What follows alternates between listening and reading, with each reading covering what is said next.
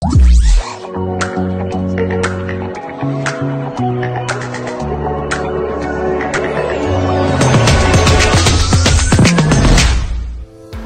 kita memang terlalu banyak kendala, terlalu banyak resiko ketika memang kita harus memaksakan ini.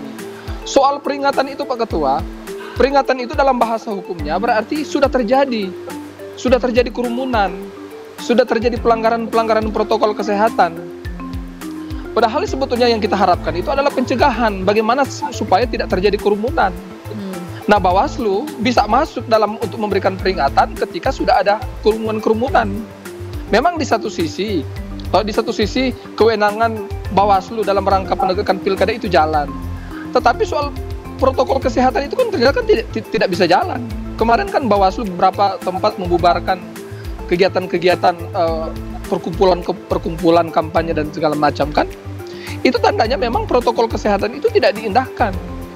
Nah, jadi Pak Ketua, memang selama ini saya pun masih memikirkan bagaimana caranya ya. Saya memang cuma dari aspek yang sebentar kita bahas ya.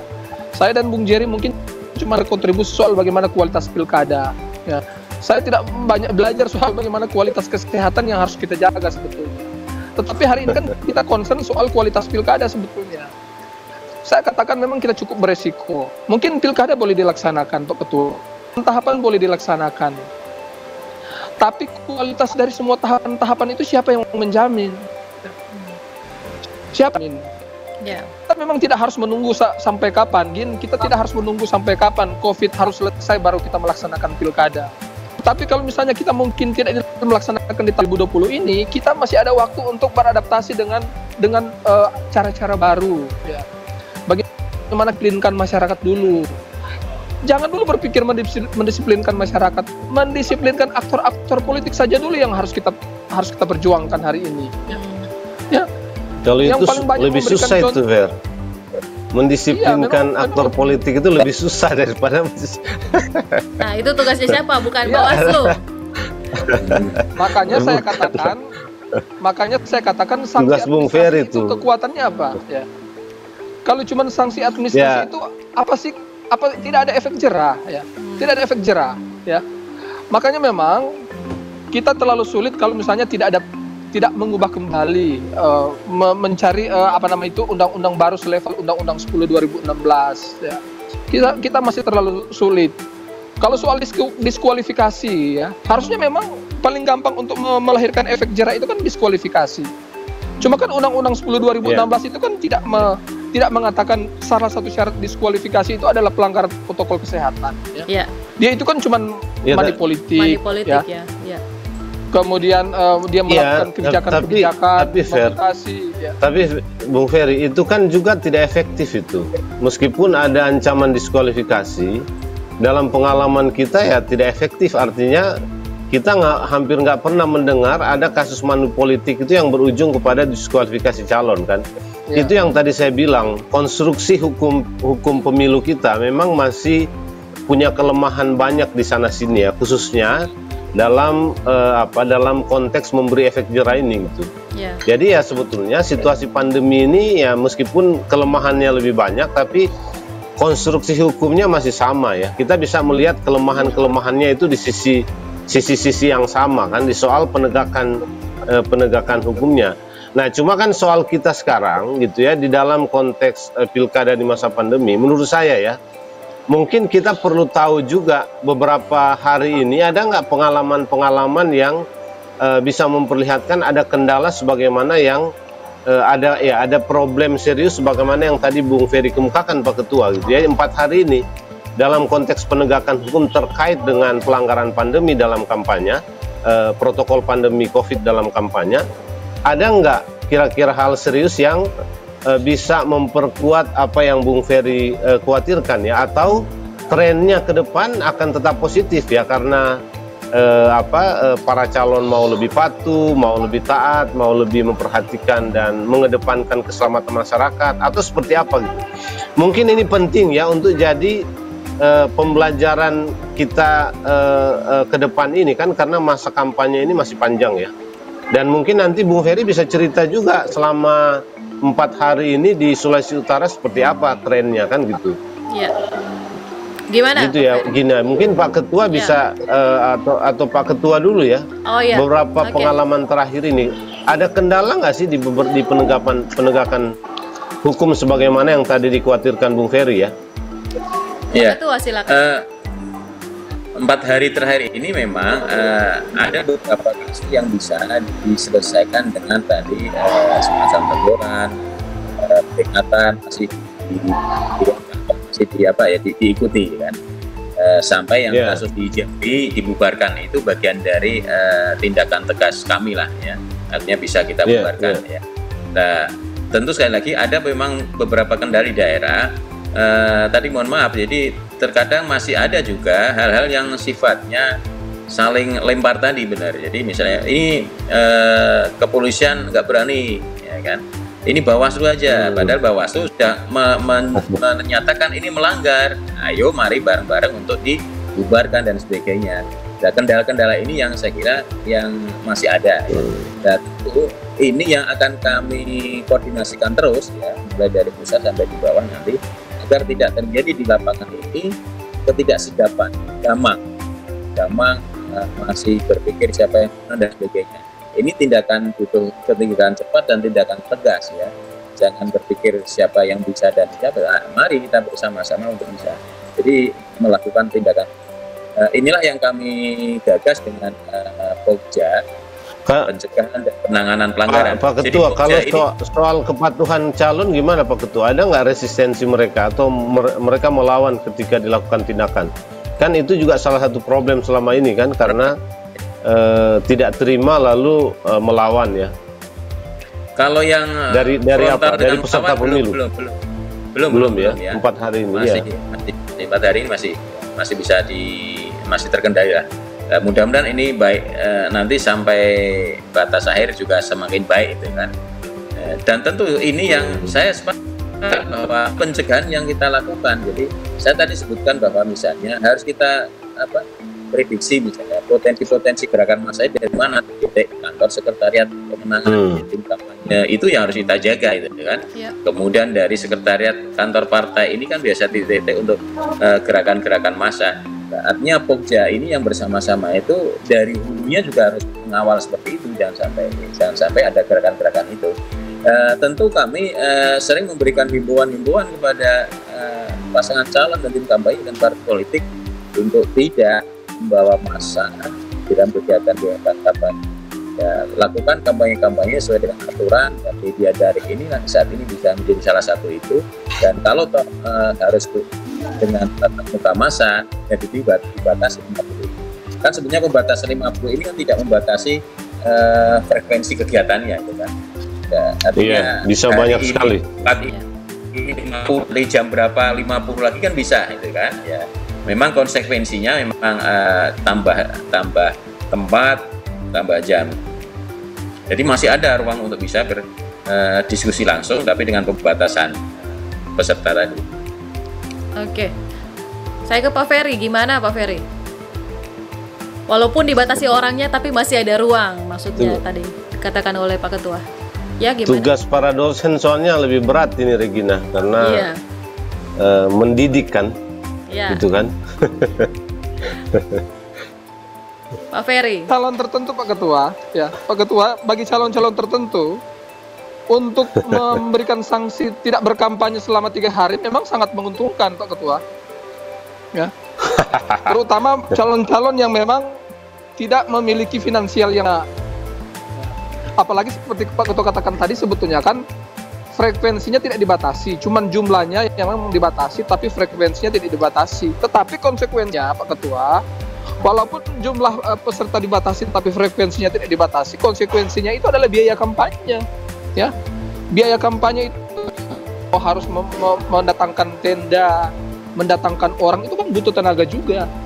Jadi salah satu cara untuk mengurangi kegiatan-kegiatan kampanye itu adalah mereka akan memanfaatkan sanksi dari Bawaslu, ya, sanksi dari Bawaslu untuk tidak melakukan kampanye selama 3 hari. Ya, kalau berbuat pelanggaran lagi ditambah lagi 3 hari. Ya, di satu sisi sangat menguntungkan. Jadi ada alasan pembenaran yang mengatakan kami tidak bisa kampanye karena memang di satu sisi masyarakat mau datang untuk berkampanye, tetapi ternyata itu adalah sebuah pelanggaran dan itu kami mendapat sanksi dari Bawaslu. Maka itu alasan-alasan kami untuk tidak melaksanakan kampanye. Nah, kemudian yang kedua ketua, ketika peringatan itu sudah disampaikan, fungsi pencegahan itu sudah tidak jalan lagi Pak Ketua, ya. Harusnya yang dimaksud dengan pencegahan itu adalah ketika kerumunan itu tidak terjadi. Tetapi kan ketika sanksi itu diadakan berarti kan ada keyakinan dari Bawaslu bahwa kerumunan sudah terjadi. Coba bayangkan Bapak, ya kalau misalnya kerumunan itu sudah ada. Tapi banyak kasus juga, Fer. Pencegahan sudah dilakukan, tapi ya memang peserta pemilunya nggak pernah patuh, ini gimana? Iya, harusnya sebetulnya selalu di situ soalnya misalnya. Iya. Karena begini, kan kalau kita memberikan sanksi karena dia itu sudah melakukan kerumunan, kan siapa yang bisa membuktikan, siapa yang bisa memastikan bahwa itu belum terjadi penularan, ya, belum terjadi penularan. Apalagi dengan waktu 1 jam untuk peringatan kembali itu kan bukan tidak mungkin lagi itu sudah ada terjadi proses penularan. Jadi memang amat sulit Bung Jer, ya. Kita saja di tahun 2018 kemarin, 2017 kemarin, pilkada kemarin, katakanlah walaupun undang-undang masih memiliki banyak kelemahan, ya, kita waktu itu melaksanakan pilkada dalam kondisi normal. Tapi sekarang Bung Jer, ya, kita melaksanakan pilkada seperti kita menggunakan undang-undang yang sifatnya transisi. Transisi biasanya, fakta yang sering kita alami itu adalah kita seperti liar, ya. Ya. Jadi pilkada kita melaksanakan pilkada di tahun 2020 kita seperti liar. Iya. Tadi juga seperti Pak Ketua katakan tadi, betul. Sekarang lempar tanggung jawab, ya. Itu mohon maaf Pak Ketua, hari ini yang paling banyak disalahkan oleh masyarakat itu adalah bahwa mungkin cuma kita saja karena mengerti undang-undang, mengerti aturan, ya kita paham soal kedudukan Bawaslu. Tapi masyarakat awam mereka tidak tahu. Yang penting bagaimana untuk menertibkan pilkada itu adalah Bawaslu. Di beberapa tempat saya sempatlah katakanlah dalam posisi bukan membela Bawaslu. Ujung tombak nih Bawaslu. Iya. Saya di beberapa tempat itu kerja keras. Iya. Bukan bermaksud di dalam berbagai forum bukan bermaksud saya membela Bawaslu, tetapi saya membela undang-undang sebetulnya. Jadi saya hanya menjelaskan kewenangan Bawaslu, batasan-batasan Bawaslu dalam bertindak. Jadi memang ya kita harus mencari cara Pak Ketua bagaimana kalau memang kita lebih menonjolkan protokol kesehatan, berarti cara yang harus kita lakukan itu adalah bagaimana menyelamatkan demokrasi. Jangan sampai justru pilkada kita itu tidak legitimate Pak Ketua. Ya, Pak Ketua, bagaimana tanggapannya? Jadi ini betul tadi apa yang disampaikan Bang. Masyarakat tahunya semuanya adalah Bawaslu. Urusan Bawaslu. Padahal soal COVID ini kan sebetulnya interaksi orang kumpul itu tidak hanya dalam tahapan kampanye saja, ya kan? Kita melihat di pasar juga ada banyak kerumunan, di terminal juga ada banyak kerumunan. Ya. Apakah itu kemudian menjadi tanggung jawab Bawaslu? Kan bukan mestinya. Itu tanggung jawab ada Satgas COVID. Kita semua ya. Ada instruksi Presiden ya, Impres 6 2020 itu sudah jelas. Lembaga apa harus berbuat apa, kewenangan apa sudah jelas itu kan. Jadi saya kira harus fair melihatnya bahwa ini persoalan pandemi COVID ini ya, ada pilkada atau tidak. Ya, pandemi ini ada itu, dan semuanya orang interaksi itu tidak hanya dalam kaitan pilkada, jadi dimanapun bisa. Maka inilah berkat komitmen bersama dalam soal protokol kesehatan. Iya, tapi tahapan pilkada yang selalu jadi kambing hitam belakangan ini.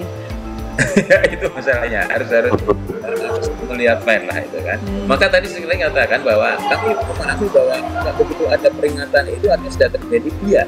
Ya, maka tadi kami titik-titik awal harus kita antisipasi di sekretariat pemenangan, di sekretariat partai. Pasti ada gerakan. Nah, ini kan namanya mencegah, ya. Kemudian jebol juga, ya kita cegah tahap kedua. Jangan sampai nanti terlalu lama, terlalu banyak orang. Gitu. Ya. Peringatan itu juga untuk mencegah hal yang lebih buruk lagi. Gitu kan. Pembubaran itu juga sama, hal yang lebih buruk lagi, itu kan. Karena kalau lebih lama, lebih banyak akan lebih buruk lagi itu kan. Ya pencegahan awal sudah kita lakukan misalnya tadi di titik-titik itu koordinasi bareng dengan Satgas, pimpinan partai politik, tidak ada gerakan-gerakan itu awal pencegahan awal itu kan. Tetapi karena kalau juga pencegahan itu, ya kita harus berbuat agar tidak bertambah lagi parah itu. Ya. Gitu kira. Ya baik. Pak Jerry, bagaimana tanggapan?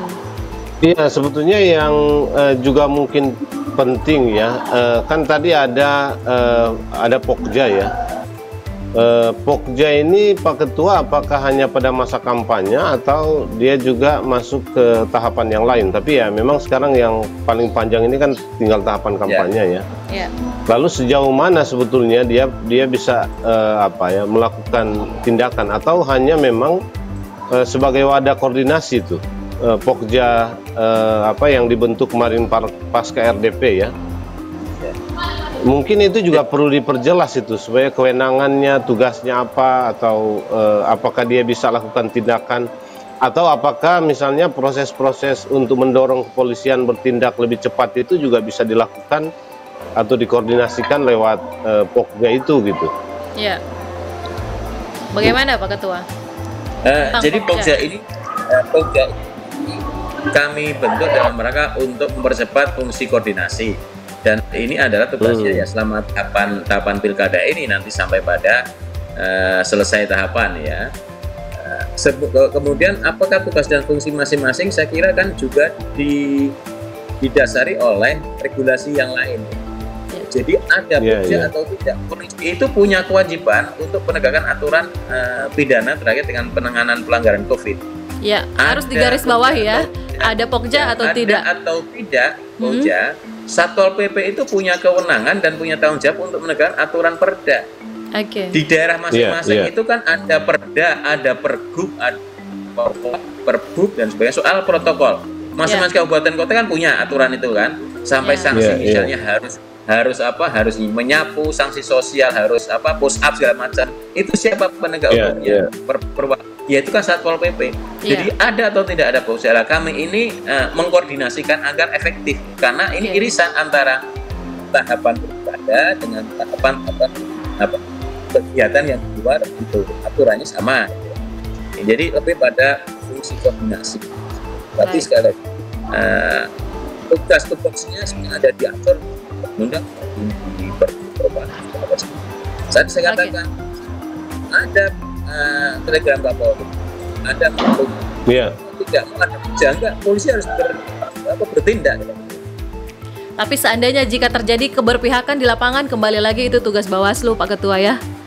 Iya, makanya kalau polisi dianggap nanti ini berpihak ya kan, Bawaslu yang menilai lah ya, menilai ini lo salah, udah mari bareng dieksekusi untuk dibubarkan. Jadi jangan ada lagi keraguan kalau masih polisi pelaku. Ini incumbent dan sebagainya ini sudah justifikasi dari penyelenggara orang yang tadi yang mandiri dan independen itu. Oke, baik. Ya, sepertinya masih panjang yang harus kita bahas, tapi sayang sekali waktu kita sangat terbatas ya. Mungkin perlu closing statement ini 1-2 kalimat. Mungkin Bung Ferry kali. Ya, Bung Ferry duluan.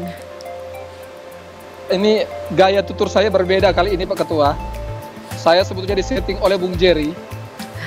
Paling tidak statement saya itu adalah sifatnya kekhawatiran. Ya, jadi statement saya lebih banyak pada kekhawatiran. Untuk apa Pak Ketua? Untuk menguji apakah Pak Ketua dan Bawaslu dan jajaran lain itu tetap semangat dalam menghadapi pilkada atau tidak. Tapi dengan serangan balik yang disampaikan Ketua membuktikan memang Pak Ketua cukup memiliki semangat ya. Optimis terutama bagaimana jadi tetap memiliki semangat dalam rangka untuk mengawal pilkada ini. Jadi terima kasih Pak Ketua, ini modal ya.